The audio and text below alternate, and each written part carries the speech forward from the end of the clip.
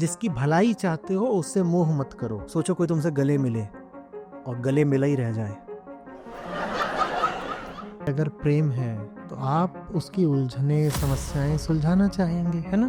और सुलझाव के रास्ते में बाधा है मोह। मोह ऐसा है कि बरगद का पौधा लेके उसको कुची कुची गमले में अपने शोनू शोनू कमरे के अंदर रखूंगी और रोज उसको किसी दिया करूंगी। मोह है तो क्या करोगे? कमरे में रखे रहोगे। प्रेम है तो क्या करोगे? उसे दूर वहां स्थापित करोगे जहां उसकी भलाई है। मोह जहां आया प्रेम को खा जाएगा। अगर प्रेम है तो आप उसकी उलझने समस्याएं सुलझाना चाहेंगे, है ना? नहीं सुलझाना चाहेंगे, सुलझाना चाहेंगे। और सुलझाव के रास्ते में बाधा है मोह। किसी की भलाई चाहते हो तो उससे मोह मत करो। और किसी रिश्ते में आग लगानी है तो उसमें मोह और आसक्ति ले आओ। अगर पहचानना हो कि कौन सा रिश्ता बर्बादी की ओर बढ़ रहा है तो देख लेना कि उसमें मोह है क्या। अटैचमेंट अगर दिखाई दे गया तो लेना ये रिश्ते में आग लगी है। अब मोह शुभ नहीं होता। ऐसा नहीं है कि मोह कोई नैतिक मूल्य है जिसका पालन करना चाहिए। मोह एक व्यवहारिक मूल्य है, एक प्रैक्टिकल वैल्यू है वो।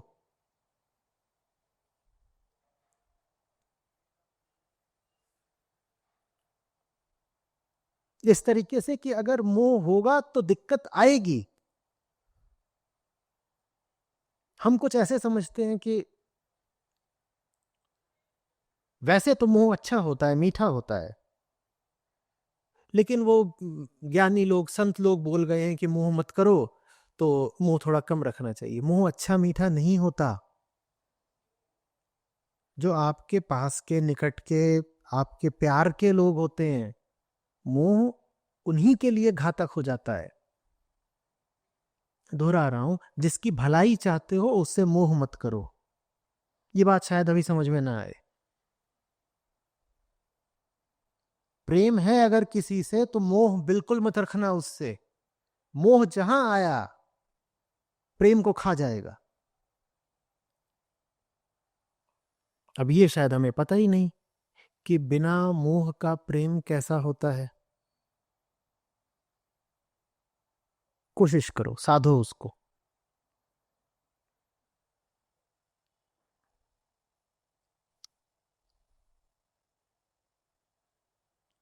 जिससे तुम जुड़ गए उसे बढ़ने कैसे दोगे?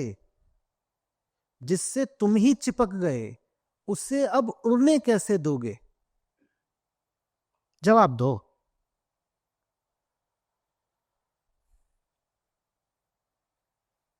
मोह पता है ना क्या है? मोह ऐसा है कि बरगद का पौधा लेके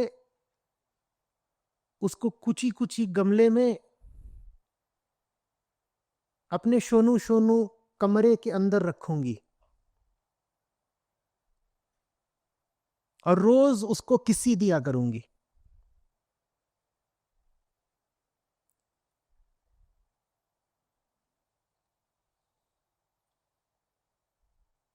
कुची कुची गमला, शोनू शोनू कमरा, और रोज उस बेचारे की कुल 4 ही पत्ती है, उनको किसी देनी है। और 4 ही पत्ती क्यों है? कहे कि आपको मोह बहुत ज्यादा है ना। और कहीं देखो मैं कितना प्यार करती हूँ इससे, रोज किसी देती हूँ। वो मरा जा रहा है।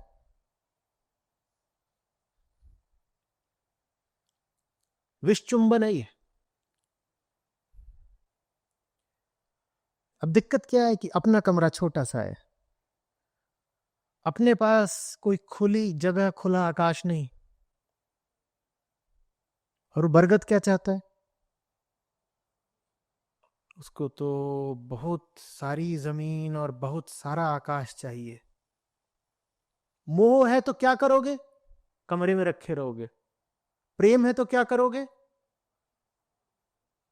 उसे दूर वहां स्थापित करोगे जहां उसकी भलाई है।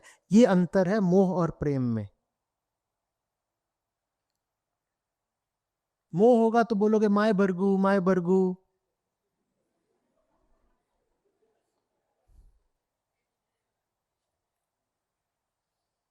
वो क्यूट तो लगेगा ही, इतने से उसको गमले में लगा दिया है, जिसकी जड़े वड़े काट दी हैं, वो क्यूट तो लग ही रहा है। बरगद का पेड़ ऐसे लेके फोटो खींच रहे, सेल्फी में डाल दी।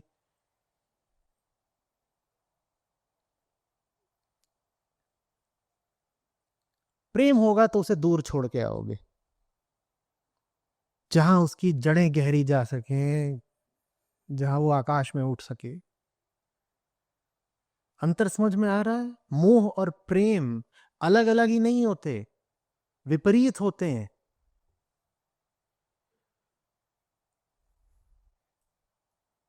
मोह आग लगा देता है संबंधों में। मोह का मतलब है पकड़, मोह का मतलब है जकड़, माने हिंसा। मोह का मतलब है ऐसा आलिंगन जिसमें सामने वाले का दम घुट जाए। महाभारत के बाद धृतराष्ट्र ने क्या करना चाहा था, याद है? बोले ये भीम ने ही मेरे सबसे ज्यादा बच्चे मारे हैं। तो बोले भीम को बुलाया, वो बोले आओ गले मिलेंगे। मोह ऐसा आलिंगन होता है कि गले मिलो, और ऐसे इतनी जोर से गले मिलो कि जान ही ले लो सामने वाले की। बोलो कि I love you so much. इतनी जोर से गले मिले हैं कि वो छटपटा रहा है, उससे सांस नहीं ली जा रही, पर हम गले मिले हुए हैं, उसको छोड़ ही नहीं रहे। पिछली बार मैंने बताया था ना, मुझे बगल में कमरा दिया था पिछले ही महोत्सव में, सत्र के बाद वहां जाकर बैठने के लिए। वहां पर लोगों के, कई प्रतिभागियों के मोबाइल रखे हुए थे। तो एक बजे ही जा रहा था, बजे ही जा रहा था, मैंने बुलाया कि देखो क्या किसका बज रहा है, क्या होगा। उन्होंने देखा तो उसमें से कितनी मिस्ड कॉल निकली, देखा है वो वाला वीडियो, कितनी निकली? 42 मिस्ड कॉल। ये मोह है, ये आक्रमण है, ये हिंसा है। मोह बहुत हिंसात्मक होता है।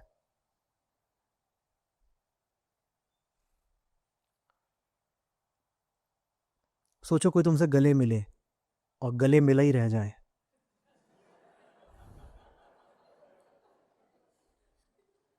कैसा लगा? खौफनाक लगा ना? ये मोह है। प्रेम कहता है गले मिलो, हो गया आलिंगन, चुंबन भी कर लो, हट जाओ, हटना सीखो। प्रेम हटना जानता है, क्योंकि प्रेम दूसरे का हित चाहता है। मोह सिर्फ अपना हित चाहता है, तो वो सिर्फ चिपकता है, चिपको चिपको चिपको। प्रेम निस्वार्थ है और मोह में गहरा स्वार्थ है।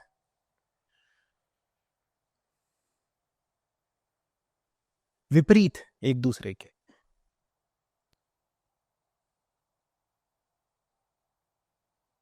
समझ रहे हैं बात को?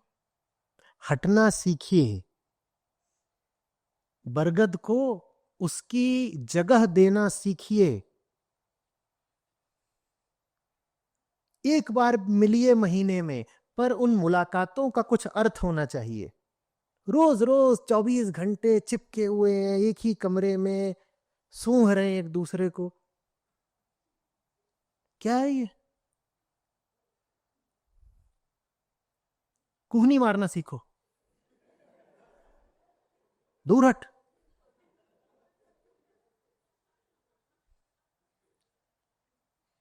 किसी को भी झेल लेना, चिपकू को नहीं।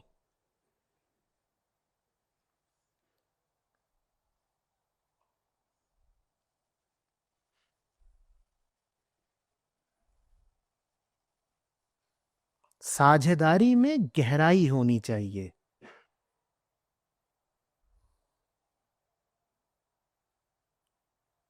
विस्तार बहुत जरूरी नहीं होता।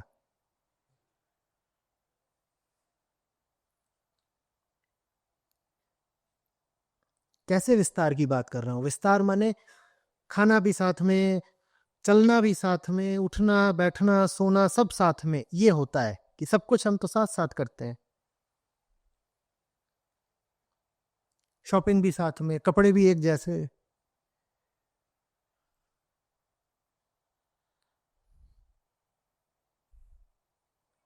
मेरे एक बैचमेट ने यही किया।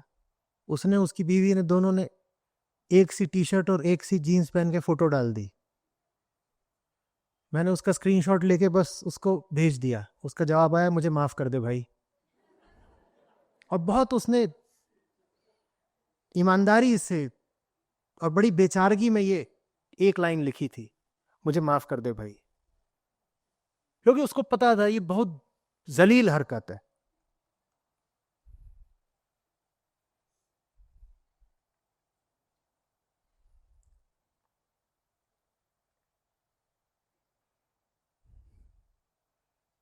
और उसकी यहाँ पे लिखा हुआ था, आई लव माई वाइफ, उसने आई लव माई हस्बैंड, और ये फोटो खिंचा रहे हैं और डाल रहे हैं। वो कुछ भी हो सकता है, I love my son, daughter, friend, religion भी हो सकता है, कुछ भी हो सकता है। क्यों चिपकते हो इतना? जॉब भी हो सकता है, कुछ भी। वो जो सामने वाला है अगर वो जीवंत है तो उसके हित की परवाह करो। देखो उसके लिए क्या बेहतर है, तुम्हारी क्या जरूरतें हैं उनको पीछे रखना सीखो। और तुम्हारी जरूरतें अगर ये है कि तुम्हें हर समय किसी दूसरे को पकड़े रहना है, तो ये जरूरत ही ठीक नहीं है। तुम आदमी खतरनाक हो, फिर तो तुम शिकार ढूंढ रहे हो कि ये मेरी जरूरत है कि मुझे हर समय किसी को थामे रहना है, पकड़े रहना है। ये छोटे बच्चे नहीं होते कि सुसु जाने के लिए भी मम्मा चाहिए, रात में अकेले नहीं जा सकते, वैसे बहुत सारे वयस्क भी होते हैं, उन्हें कुछ भी करना है तो उन्हें मम्मा का हाथ थामना है। इसमें मम्मा को क्या सुख मिल रहा है? इसमें दूसरे का क्या हित है, ये बताओ ना। छोटे बच्चे की तो चलो मजबूरी है, वो डरता है, तो उसको कहीं भी जाना है तो तुम्हें जगाएगा, कहेगा साथ चलो। तो इतने बड़े हो गए, तुम अभी भी अकेले कहीं नहीं जा सकते।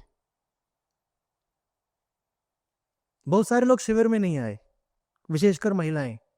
पूछा क्या काहे नहीं? वो साथ कोई नहीं आ रहा। वो कोई कौन है? वही, वही है जो कोई है। वो वही जानबूझ के नहीं आएंगे, कहेंगे यही तो आगे बिगड़ गई है ये, तो वो भी नहीं आई। अब आप बड़ी हो गई हैं, सुसु जाने के लिए क्यों अकेले? उड़ना सीखिए, उसमें बेवफाई नहीं हो जाएगी। बरगद का पेड़ अगर अपनी नियति को प्राप्त करता है, चारों तरफ अपनी बाहें पसारता है, जटाएं फैलाता है, जड़ें उसकी गहरी जाती हैं, तो ये बेवफाई कर रहा है वो किसी से? बोलिए। आप भी बरगद के पेड़ हैं, आप अगर खुला फैलेंगे तो ये आपने किसी से बेवफाई नहीं कर दी।